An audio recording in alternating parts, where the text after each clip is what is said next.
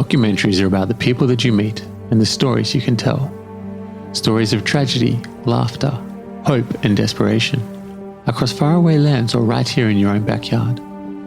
This podcast brings these stories to you, the listener, so that you can experience the adventures of documentary filmmaking in audio form while embarking on daily adventures of your own. Welcome to Barefoot Media's Stories Within Stories podcast with your host, Simon Holland.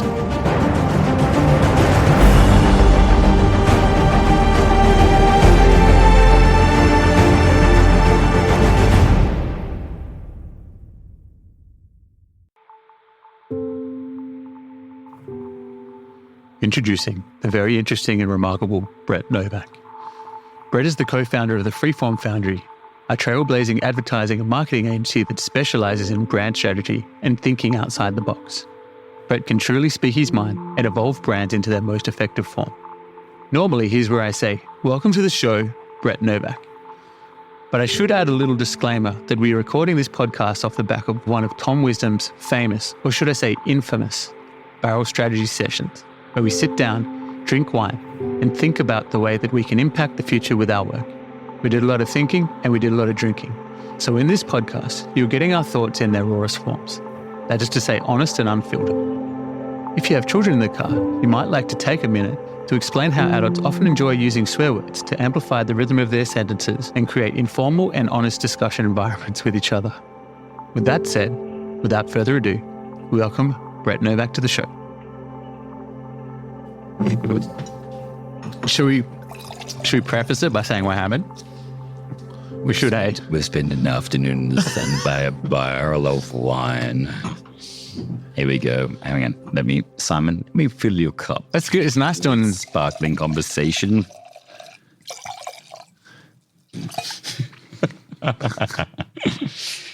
We're creative. Just so you know, I've hit record early. So we got that sound on. We have to do. I'm here with Brett Novak, marketing genius. Good evening.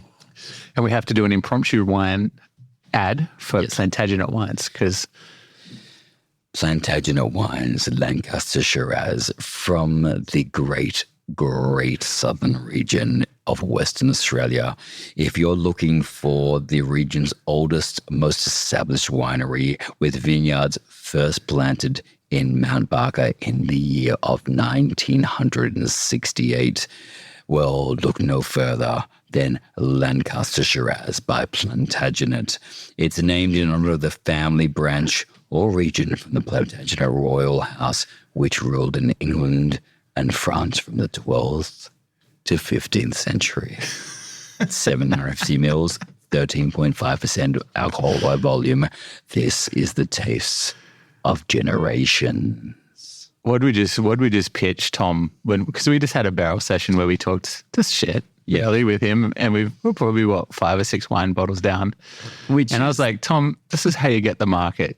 13.5% doesn't cut it with 20-year-olds. You need to dial that up to 20%. Which I think is the most dangerous percentage to do anything at, to be honest. Yeah, because you don't know it's toxic, and then you just all of a sudden you're like, what the fuck? Well, now I see these ads that say like alcohol converts to poison in your body, and I'm like, that's actually terrifying. Well, I think it starts off as poison, right? So like, goes in my mouth as poison, ends up as poison. Isn't there a surprise? But have you ever been to Japan? I've actually been to Japan, yeah. I have. I flew in and I was going on a ski trip to Niseko, yeah. I never actually figured out how to actually say it. Just ever encountered it in Niseko, yeah. And incredible, beautiful. Yeah. I was in Tokyo, and I mean, I just feel like Japan is the weirdest place to get drunk because you never know you're getting drunk until you're drunk. And so I had some shit, and it was like the consistency of hair gel, but it was carbonated. So it was like fizzy hair gel, right? Just picture that in your head, right? In your mouth. Yep. Picture it in and around your mouth. And so then, and I'm like, putting this hair gel in my mouth with a spoon, and I'm like, this is delicious, but what the fuck? Because it tasted like soda water-y sort of something. And I'm hammered. I'm like, what the fuck's going on? And they're like, yeah, that hair gel was fucking 40%. I'm like, what? I'm not going to lie, Simon, that wasn't a bar. I know it was not a hair gel. It wasn't even in Japan. It was just on the streets of Fremantle with some goddamn some shit. All right. Let me set this up properly. I'm here with a dear old friend, Brett Novak. We had many years apart.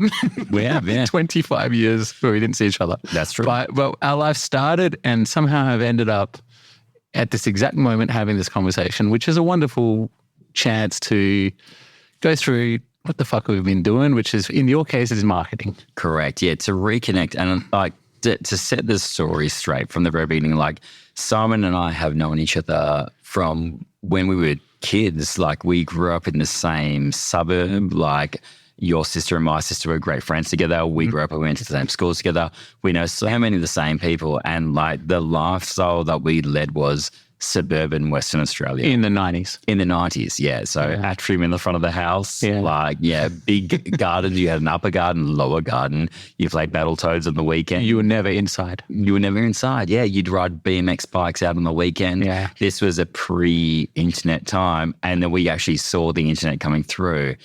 And for me, it's quite interesting to see the way that you've developed into becoming an amazing cinematographer, producer, like a content creator extraordinaire, capturing these amazing stories. And it's not even just the fact that we were kids together playing. I've bumped into you so many other times, like when we were doing Matt and Kim to the Rescue, and you were working with Channel 9, and I was there doing like extra work, effectively production work, just behind the scenes running. And I'm seeing you do what you do best. And then fast forward a little bit further, and we're doing other bits and pieces. You're doing bits of drone photography and content creation for Plantagenet, and I'm there doing the marketing side and the website. So we've always crossed over through these kind of aspects, but there's always been this common thread, which is like this kind of sense of home. I don't know. It's kind of cute. It's nice to say. And I think that, thank you very much. And I think that it's weird because why I love it is there's trust. Yep. And why I know there's trust is because we grew up basically in the same postcode. Yep. And like when I think, so for you, I've got you, because I file shit, right? That's how I got a good memory, because I just file shit away. It's insane. And it just goes in one little place. And so I've got this one night, and I'm probably going to make at some point a movie or some shit, and it's going to have this in it, and it's based on this moment. But it was me, you. So I was mates with a kid across the road, because he's a mate across the road, and he's a fucking cool kid. Oh, so cool. And I wish we were still friends. But he just sort of disappeared around year 7, right? Yep. It was me, you, Robert. Shall me never be named. And then so in witness production. Robert G. And so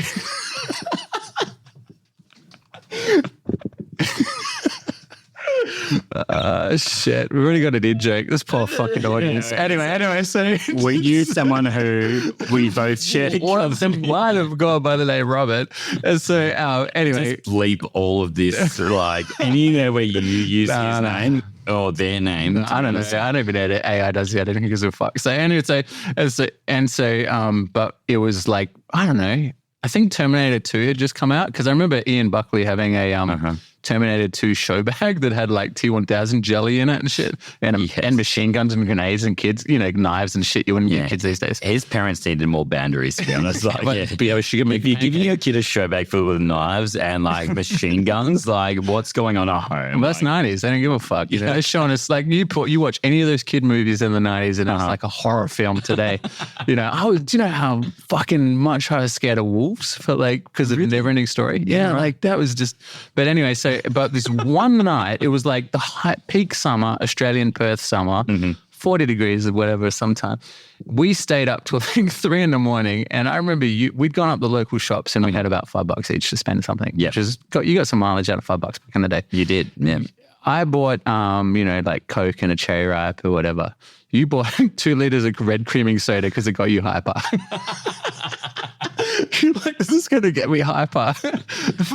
Well, go for it, Brett. You should see me in 2024. The things I'm buying to get me hyper. Like, yeah, I'm investing. and he had Jackie Chan's. Yes. Jackie Chan something or other on the Nintendo.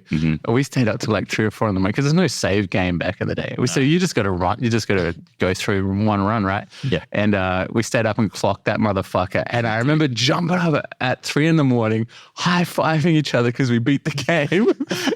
and Colleen Buckley coming out and going, what the hell is going on? Go to sleep, you fucking fruitcakes. Like Colleen Buckley, a beautiful, tiny Indian woman, like frame no bigger than 4'3". She was tiny. Funniest lady. I just remember because her and my mum were best friends. Yeah. Best friends. Like, and in the 90s, you know, there's only one parent has to work. And I don't know, that's an alien concept now, right? It's actually true. Yeah. Yeah. And so she you know, but they visited each other like 4 times a day. And, you know, oh, Ricky Lake's on, got to run over to Colleen's, you know, and then like go watch this together. And they were best friends. And then suddenly Jeff got a job in Sydney and they moved away. And that was the last we ever saw of that kid. I've tried to like, add him on Facebook and stuff, but no dust. Like, rumor has it he was killed in the pinger sting of 2001. So he was dealing hardcore Mitsubishis and like, that was it. X Factor, like done. You brought up Mitsubishis because I brought that up in a conversation earlier. But it also surprised me how photographic your memory actually is. Like you can like recall things from the past. Like I have bad memories, but great times. And I don't understand how you remember all of these things and you can bring them back to the forefront, like literally 20, 30, 40, near on 40 years from the facts. Like, there's been so many things that happen, but you actually are able to grasp onto every single moment that we have, which I think is a beautiful testament to you. It's so weird because I just was paying attention. That's the only fucking trick. All right, thanks. I was not paying attention. Thanks, Simon. No, but you don't know you need to pay attention when you're a kid, right? Oh, yeah, I still don't know how to pay attention. Bloody hell.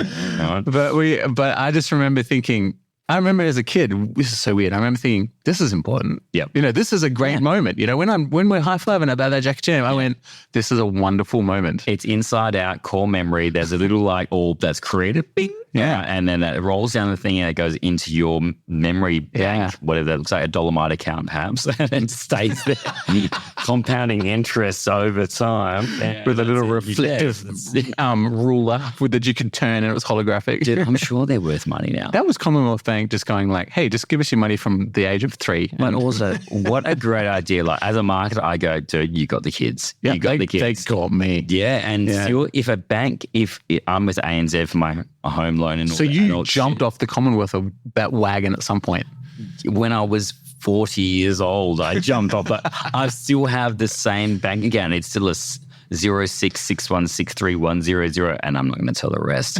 But it's still that same bank account. And then I actually got up with a friend on the weekend, and he goes, Brett, I've got the same Dolomite account that I had back in the day, and I'm 0661630000.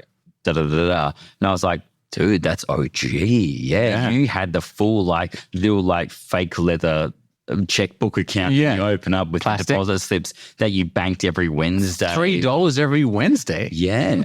And you know what, man? I was like, $3. And then I remember there was this one guy, and I won't say his name. No, just say his first name. Let me guess, because we went to primary school together. We did. I must know everyone in your year. Justin Nung, if you're listening, like he's a sleep doctor now. The rumor has it that you are multi-millionaire from your Dolomite account, like that your parents helped you invest. And, you know, as we all know now about compound interest, you fucking crushed it, son. Like, I am so happy for you. He got ducks at a corpus, right? So he was already the smartest kid in. But he's also like, he's obviously he's got a bank account, all those things that I don't have. Like, Justin, honestly, I'm rooting for you, son. Justin is a sleep doctor at.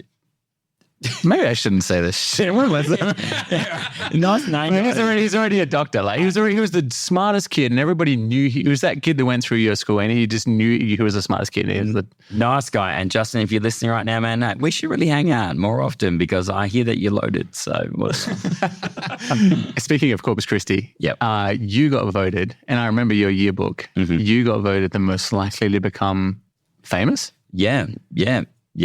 What happened to that dream? What happened to that dream? I was number 3 on the hottest guy list, and that probably took over. So Who was number 1?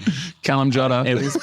I actually think it was Robbie. Like, Robbie Novak. Robbie, Chris, and then me. See, because I missed Robbie G. Yeah. And I missed it because he had a mullet and Coke bottle glasses when I knew him. Yeah. In primary school. But, if people grow up, people's prescription changes. Yeah. She's all that. But she is all that, and so is he. But it was really interesting when I was going through school. Mum and Dad